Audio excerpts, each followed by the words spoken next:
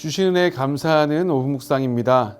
오늘은 열왕기상 2장 10절에서 18절의 말씀으로 화평을 가장한 시험에 흔들리지 말라는 제목으로 오후 묵상 시작하겠습니다. 내용 관찰 첫 번째 질문입니다. 이 다윗이 죽은 후 솔로몬이 왕위에 앉자 그의 나라는 어떻게 됩니까? 이 본문 12절에 기반한 말씀인데요. 다윗은 이스라엘을 40년 동안 총 40년 동안 다스린 후 죽어서 다윗성에 장사되었습니다. 이스라엘 역사에서 가장 위대한 왕 가운데 한 사람이었던 이 다윗의 시대가 막을 내렸습니다. 하지만 하나님께서 이루어 가시는 역사는 끝나지 않았죠. 이 본문 12절에서는 이렇게 고백하고 말씀하고 있습니다. 솔로몬이 그의 아버지 다윗의 왕위에 앉으니 그의 나라가 심히 견고하니라. 내용 관찰 두 번째 질문입니다. 이 아도니아는 왕권이 하나님께로 말미암았다면서 밧세바에게 무엇을 요청합니까? 본문 17절에 기반한 질문입니다. 이 아도니아는 이 솔로몬이 왕이 된 것이 여호와께로 말미암았다라고 인정합니다. 그러면서도 이 밧세바에게 찾아가 이 수넴 여자 아비삭을 자신의 아내로 삼을 수 있도록 이 솔로몬 왕에게 부탁해 달라고 요청합니다. 잘 아시다시피 이 아비삭은 이 다윗이 노년의 곁에서 수종들도록 데려온 여인이었죠. 이 아도니아는 이 솔로몬에게 직접 요청하지 않았습니다. 그의 어머니 이 밧세바를 통해서 이 자신의 뜻을 전달하려고 했습니다. 우리가 본문에서 눈여겨볼 것은 이 아도니아의 말, 그러니까 여호와께로 말미암았다라는 말과 그의 요청이 나란히 놓여 있다는 것입니다. 한편으로는 솔로몬의 왕권이 하나님께로부터 왔다고 인정하면서도 다른 한편으로는 이 선왕 다윗을 섬겼던 아비삭을 자신에게 달라고 요청하는 것이죠. 그 말과 그의 실제 행동, 그 요청이 나란히 놓였지만 달랐습니다. 연구와 묵상입니다. 아도니아는 왕권이 여호와께로 말미암았다고 인정하면서도 왜 선왕의 여인이었던 아비삭을 요구합니까? 아도니아는 이 솔로몬이 왕이 된 것이 여호와께로 말미암았다라고 고백합니다. 이 말만 들으면 하나님의 뜻을 받아들인 것처럼 보이기도 하죠. 그런데 그는 이어서 다윗을 섬겼던 아비삭을 자신의 아내로 달라고 요청합니다. 이 요청은 단순히 호감의 문제, 감정의 문제, 사랑의 문제, 결혼의 문제가 아니었습니다. 이 솔로몬은 이것을 자신의 왕권과도 연결될 수 있는 아주 위험한 요구로 받아들였습니다. 여기서 우리는 아주 중요한 사실 한 가지를 발견하게 되는데요. 하나님의 뜻을 인정하는 것과 그 뜻에 순복하는 것은 다르다는 겁니다. 우리도 하나님의 뜻대로 하겠습니다 라고 말하면서 마음속으로는 여전히 내가 원하는 결과를 붙들고 있을 때가 있는 것이죠.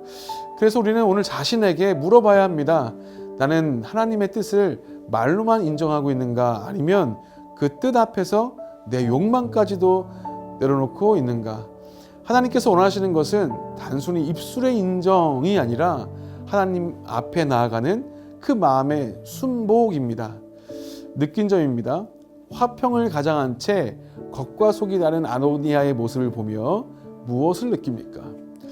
이 아도니아의 모습을 보면서 이 아도니아가 이 마음속의 그 욕망이 완전히 사라진 것이 아니었구나를 알 수 있습니다. 우리도 비슷하죠. 하나님의 뜻대로 하겠습니다 라고 기도하면서도 말하면서도 여전히 이 마음속으로는 내가 원하는 답을 이미 정해놓고 있을 때가 있다는 겁니다. 아도니아를 통해 깨닫는 것은 이것입니다. 욕망은 언제나 이 노골적인 모습으로 찾아오지 않는구나. 이 욕심이 합리적인 이유라고 하는 그 옷을 입을 수도 있고, 이 교만이라고 하는 것이 어떨 때는 정당한 권리처럼 보일 수도 있으며, 또 내 뜻이 좋은 명분이라는 것으로 포장될 때가 있습니다. 그래서 신앙에는 분별력이 필요합니다. 내게 좋은 것보다 하나님께서 기뻐하시는 것, 그럴듯해 보이는 것보다 하나님의 뜻에 맞는 것을 물어야 하는 것이죠. 그래서 우리는 시험이 없는 삶보다 시험 가운데에서도 하나님의 뜻을 알고 분별하며 흔들리지 않는 믿음을 구해야 하는 것입니다. 결단과 적용 질문입니다. 내가 입술로는 하나님의 뜻을 인정하면서도 이 속으로는 달리 생각한 때는 언제입니까? 이 위장된 시험 앞에서 이 신앙의 견고함을 지키기 위해 오늘 무엇을 실천하겠습니까? 먼저 입술의 고백과 우리의 삶의 이 마음의 방향이 같은지를 살펴보기를 원합니다. 하나님의 뜻대로 하겠습니다 라고 말하면서도 여전히 내가 원하는 결과를 붙들고 있지 않은지를 정직하게 돌아보기를 원합니다. 두 번째는 그럴듯해 보이는 선택일수록 좋아 보이는 선택일수록 먼저 말씀과 기도로 분별하기를 원합니다. 내게 좋아 보이는가 보다 하나님께서 기뻐하시는가를 먼저 묻고 내가 듣고 싶은 대답을 넘어서 하나님께서 말씀하시는 뜻에 귀를 기울이기를 소망합니다. 마지막으로 우리의 삶을 붙드시는 분이 하나님이심을 믿기를 원합니다. 이 시험 앞에서 두려워하기보다 말씀 위에 굳게 서기를 원합니다. 본문 초반에 그의 나라가 견고하였다라고 하는 그 하나님의 선포처럼 그 말씀 위에 굳게 서기를 소망합니다. 오늘도 하나님의 뜻을 아는 데서 멈추지 않고 그 뜻 앞에 나의 욕망까지 내려놓는 그 순종이 회복되기를 소망합니다. 말과 마음이 하나가 되어 하나님께 순복하는 우리가 되기를, 또 오늘 하루가 되기를 주님의 이름으로 축복합니다. 이 시간 함께 합심하여 기도하겠습니다. 주님, 입술로만 주님의 뜻을 인정하지 않고 내 생각과 욕심까지 온전히 내려놓으며 순종하게 하여 주시옵소서.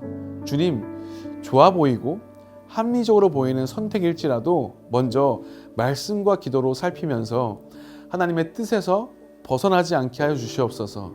주님, 상황과 사람의 말에 흔들리지 않고 우리의 삶을 붙드시는 하나님을 온전히 신뢰하며 오늘 이 맡겨진 자리에서 충성하게 하여 주시옵소서.